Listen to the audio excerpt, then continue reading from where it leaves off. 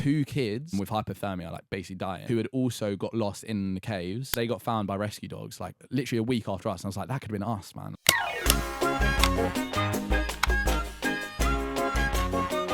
Here's a rundown of some of the maddest things we've done.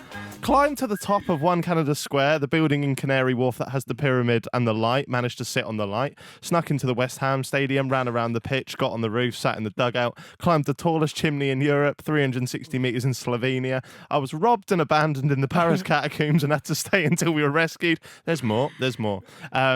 When you say it like this, it's a bit mad, isn't it? 'Cause in my head, it's all different things, but when you list it, it's like...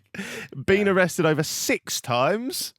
I mean, We're we're an only hour on in. We've one. had about one of them stories. So if you have got 4 more hours, we'll get through them. Snuck into an active airport, jumped on a jumbo jet, been arrested on terrorism charge, climbed pretty much all of the tallest buildings in the UK and some amazing ones around the world, and then loads of other things. And then you said, hopefully there's some decent talking points there.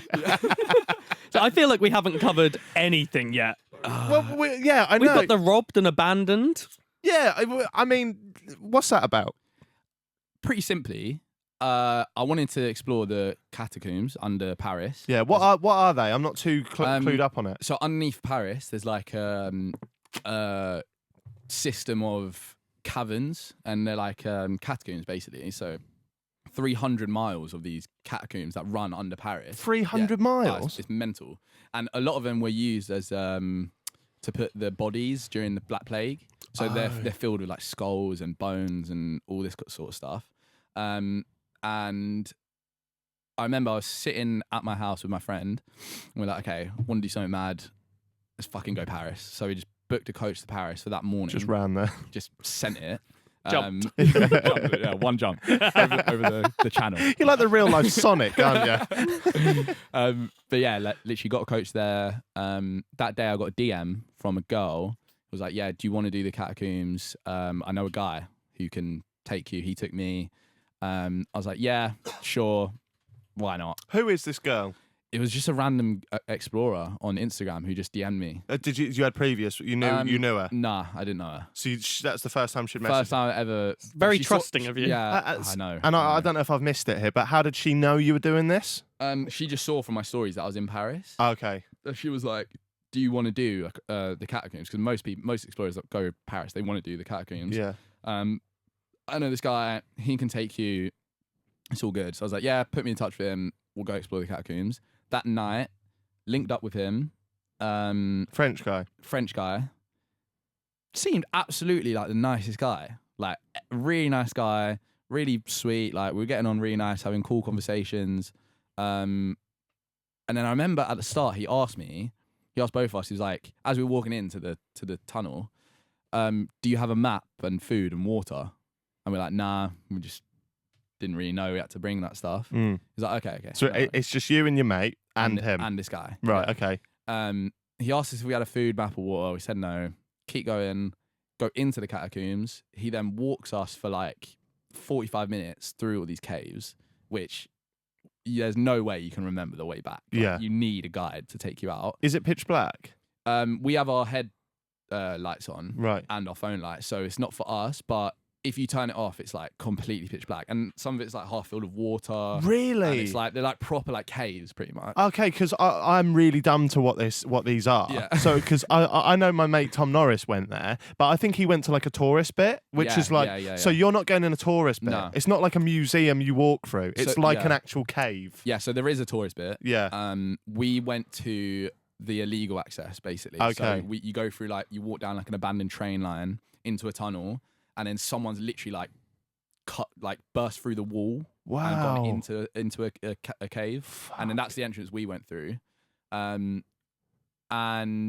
yeah, so he's walked us for like 45 minutes through these caves. And we got to a bit where most people like just chill and like relax. We're chilling there. He makes some food and stuff. And then sorry, yeah, who's chilling and what, like other explorers?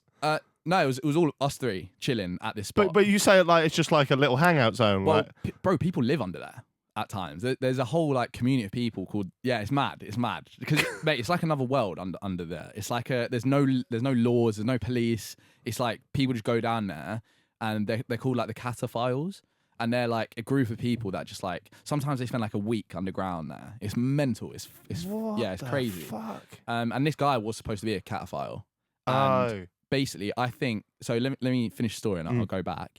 So yeah, he's making food, chilling, blah blah blah. Me and my friend go around the corner to take some photos, and then we just hear him shout. He's like, "I'm just gonna go take a piss." We're like, "Okay, cool. See you in a bit." And then 5 minutes later, we go back to where we were chilling, and all of his stuff is gone. He's gone, and my camera's gone. And at first, I was like, it's a bit weird. So we start shouting his name for like 10 minutes, no response. Like, okay, this is ridiculous now. I know it's a joke. Like, come out, shouting his name. And then, yeah, we're like, shit, he's actually done this. Like, he's actually robbed me and abandoned us in this fucking cave to die. So yeah, then we came to the realization, like, oh, this is mad. Tried not to panic, and then had to work out a way to get out of it, really. So when you say he's left you to essentially die, Yeah. what's the likelihood of that being the outcome? Okay, so to give context, basically, if you don't have a map and a compass and you do one wrong turn, you're lost. Like, it's so easy to get lost in it, and it's so dangerous. That's why it's such a dangerous thing for people to do without a guide or a compass or a map. A week after this situation happened to us, 2 kids were found by rescue dogs who had also got lost in the caves with no map or anything, with hypothermia, like basically dying. Yeah, so they got found by rescue dogs, like literally a week after us. And I was like, that could have been us, man, like 100%.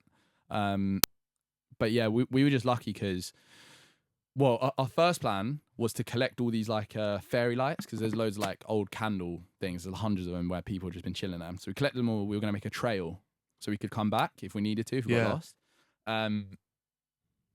But we're like, it's still a bit risky, so we're not going to do that. Then we were trying to like go up manholes to like see if we could get signal on our phones. There was no signal, and our phones ran out of battery, and our head torches ran out of battery as well. Oh so my it's like, God. mate, if this happens, like, we're fucked. It's like, okay, let's just stay where we are, because we know it's a place where people come and chill every now and then. So let's just stay here, and hopefully someone else will come and they'll save us, basically. So yeah, we end up staying there for like, I think it was like 5-6 hours. And then eventually, just some French guy on his own, who knew the catacombs, came through like with a speaker on his back, playing music. What a cool guy! Yeah, he was a sick guy, honestly, a legend, our savior, like our angel. Yeah. Ran over to him, started like trying to explain what happened. He was French, didn't know what the fuck we were saying. So he was like, "There's a guy, he abandoned us. We don't know how to get out." Yeah. Eventually, he kind of got onto it, and then he like took us to exit, which was like another half an hour of walking. So, so when you come back and you notice all your stuff's gone, yeah, how real does it become? How I guess what I'm trying to say is how long until the panic like starts seeping in? Well, when you're in those situations, the worst thing you can do is panic, and that was something I kept telling myself. I was like, okay, the worst thing I can do right now is panic. And I was saying that to my friend as well. I was like, look, we have to stay completely calm right now. Stay relaxed. It's fine. We're alive. We're good. Let's just work out a solution. Because when you start panicking, that's when you start doing rash decisions. You start doing shit, which doesn't make sense. So like, okay, stay calm. We'll work this out. It's fine. And yeah, it was like, at first, genuinely for the first 10 minutes, I thought he was playing a prank. Like, I thought he was just joking. And then I was like, after like 20 minutes, like, fuck, this has actually happened. He's fully abandoned us in this fucking cave. Like, it was mental. Did you report any of this? Because if there was an Instagram thing where she'd messaged you and then linked you up, surely there was a way to go back at them. So basically, what I discovered was I stayed in Paris for another 3 days trying to find him and get my camera back, because it was a really fucking expensive camera, so I really wanted it back. I messaged him and he was replying to me on message saying that he'd left my camera in the caves at this spot. I didn't believe him, but even if there was a little chance that he had, I was like, okay, I might as well check. So I stayed for another 2 days, put it on my Instagram. The whole Paris community was like messaging me saying how ridiculous it was and how out of order it was, and basically in support of me. I got a group together of other guys who knew the actual place, and we went back to the catacombs to go look for my camera. Obviously it wasn't there, but it was like, might as well check. Yeah. But yeah, from what I discovered, he was like, a squatter, homeless, and he just like got a kick off doing the shit to people, and he'd done it before. And like he used to like steal people's passports and abandon them. So was the Instagram account him as well? The girl. Yeah. No, I don't think it was. She called me and basically crying as well, like how apologising she was. I don't know to this day. What, if she was involved or? I don't think she was involved personally. But yeah, it was a weird one. That is, and you never got your stuff back? Nah, never got it back. Going back in with all those new people, were you thinking, oh, they're going to do it again? it was scary. How do you trust them after that? Yeah, I mean, I was meshing all of them for like the 3 days that I was there. Okay. And one of them was like a fireman. And they were like, I trusted them. And also I got a map by then. Someone sent me a map. One of the community sent me a map. Yeah. So when I went in, I was actually walking around by myself with the compass, just like looking for it. How hard is that to do?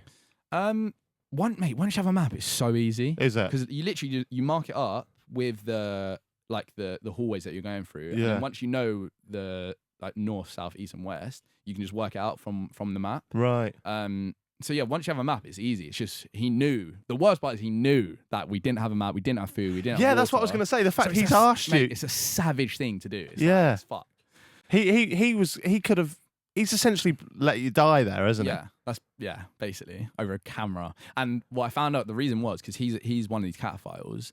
They get like offended when people make videos about it. Oh. And that's why he did what he did, because I was making a vlog of it. Yeah. Just like exploring Paris, and then Is it because I was filming it, they don't respect it, and they just fucking. But he was being really nice to you until that point. Yeah, it was mad. You say that I've stolen his wallet since he's been at it. So. First time you've made money in it.